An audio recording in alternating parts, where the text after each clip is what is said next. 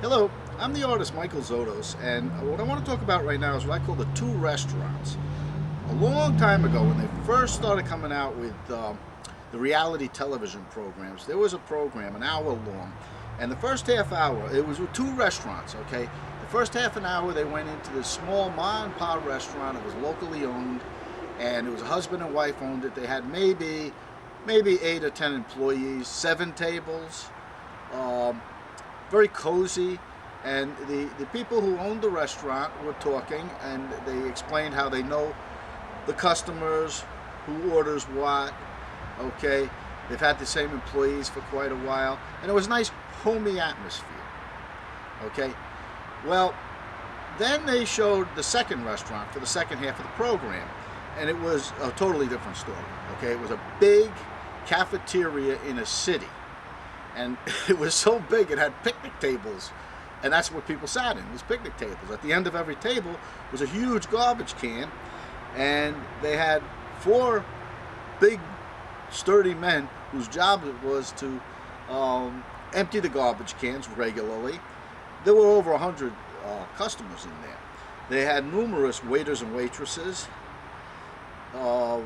7 people to handle the grill, the ovens, okay, where they were cooking steaks and they were cooking ribs, okay. So my point being this, okay, at the end of the program, they showed the footage to the ma and pa, the husband and wife who owned the smaller one restaurant, and they asked them, what do you think?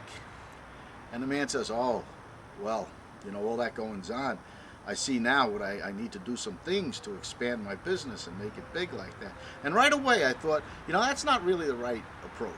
He has something going on. It's all within his skill set. He's doing something nice for the community, and that's what he has. Having a small restaurant and being able to manage it and handle everything and doing a good job, first of all, is a very good thing. It's good for the community. But also, it's not a precursor to owning a cafeteria, okay? In that huge restaurant, they have to have a manager in charge of the busboys, the waiters and waitresses, a separate manager, another manager in charge of security. There were maybe a dozen guys walking around with tight shirts on, like I used to do when I was young, okay, and the chest sticking out, but they were security in case something happens. You have 100 customers in a city restaurant, but you need a manager in charge of them. You need a manager in charge of the people in charge of the grill. And handling a small concern is not, you don't have the skill set to handle this thing. And what I'm getting at is this. Because you do artwork, and you get your artwork up and out there, and you do things, does not necessarily mean that you're not doing the job and you're not doing something because you don't go international, okay? It's a totally different thing. Usually these internationals have a lot of people behind them, other things, investments involved, okay?